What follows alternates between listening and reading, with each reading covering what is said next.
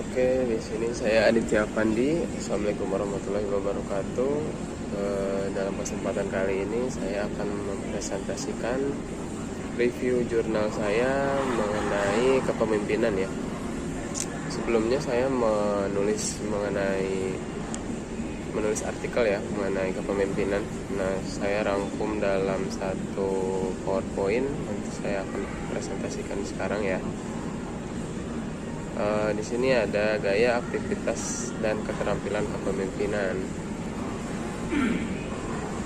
Kepemimpinan tidak dipungkiri merupakan salah satu faktor determinan keberhasilan suatu organisasi dalam mencapai tujuannya. Bahkan dalam konteks yang lebih luas, diyakini bahwa kemajuan suatu bangsa dan negara sangat ditentukan oleh kepemimpinan yang dimiliki oleh pemimpin negara itu sendiri. Nah, ini saya dapat dari Wikipedia ya. Selain dari jurnal, saya juga mencari-cari informasi dan data-data dari website-website lainnya. Contohnya dari Wikipedia. Menurut Wikipedia, kepemimpinan merupakan sebuah bidang riset dan juga suatu keterampilan praktis yang mencakup kemampuan seseorang atau sebuah organisasi untuk memimpin atau membimbing orang lain, tim, atau seluruh organisasi.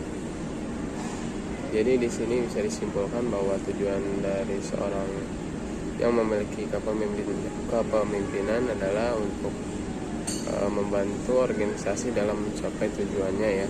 Lalu membimbing orang lain untuk kepentingan organisasi itu sendiri ya. Lalu di sini ada dari salamadian.com ya. Ini mungkin websitenya vlogger gitu. Kepemimpinan ini di sini ada beberapa jenis kepemimpinan ya. Saya rangkum ada 4. 1.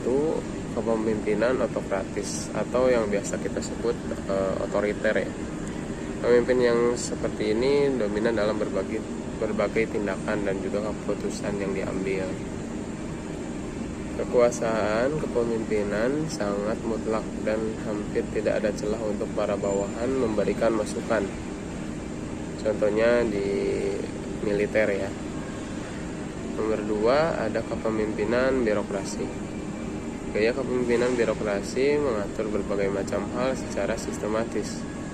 Ada aturan-aturan yang sudah ditetapkan untuk urusan-urusan tertentu, sehingga dalam konteks ini bawahan tidak punya ruang untuk mendobraknya dan harus mengikuti regulasi yang ada.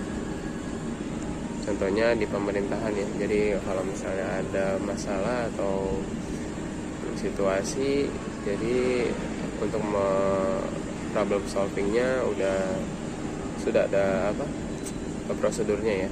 Jadi tinggal mengikuti prosedurnya aja. Lalu ketiga ya, kepemimpinan partisipatif. Gaya kepemimpinan yang satu ini memberikan ruang bagi bawahan untuk berpartisipasi lebih dalam pembuatan sebuah keputusan.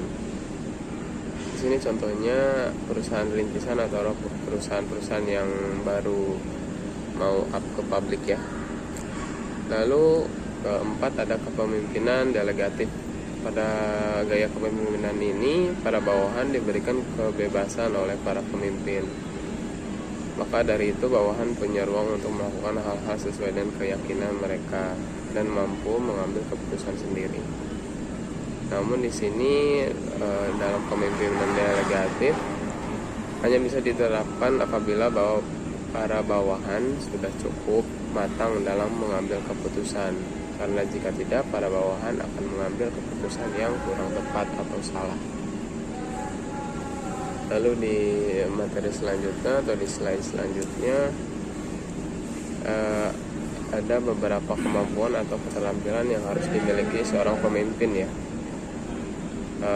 Yang pertama, kemampuan dalam komunikasi ya. Tentu saja seorang pemimpin harus bisa berkomunikasi dengan baik ya, agar bisa menyampaikan informasi dengan baik kepada bawahannya dan mendapat apresiasi dari bawahannya juga.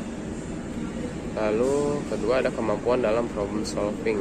Nah, di sini biasanya seorang pemimpin harus memiliki kemampuan ini ya, karena seorang pemimpin harus bisa memecahkan segala macam masalah di bidangnya gitu. Seseorang ditunjuk jadi pemimpin mungkin berdasarkan ini juga ya. Jadi orang itu bisa dipercaya untuk menyelesaikan suatu masalah dengan cepat, tepat, dan benar. Lalu di sini ada kemampuan dalam menciptakan perubahan. Jadi perubahan ke yang lebih baik tentunya. Baik dari segi kebiasaan ataupun kinerja perusahaan atau organisasi itu sendiri. Lalu kemampuan dalam personal branding. Jadi seorang pemimpin itu biasanya harus punya karismatik atau identitas seorang pemimpin ya. Entah itu dia tegas ataupun memiliki wibawa di depan bawahannya ya. Biasanya kemampuan ini bisa kita lihat dari beberapa orang yang biasanya di perusahaan itu menonjol gitu loh. Baik dalam segi komunikasi, problem solving, menciptakan perubahan, atau di personal branding. Lalu ada langsung pada kesimpulan. Di sini dalam jurnal banyak sekali penelitian dari para ahli ya. Contohnya pertama ada dari penelitian Frank J. Floto, seorang profesor di Universitas Southwest Texas, yang dilakukan 10 tahun lalu dan dimuat di jurnal Leadership Studies tahun 99 ya. Lalu ada kedua dalam artikel penelitian dari Holly J. Payne 2005 ya. Lalu ada ketiga artikel penelitian Paul E. Medlock tentang hubungan antara gaya kepemimpinan, kompetensi komunikasi, dan kepuasan pegawai.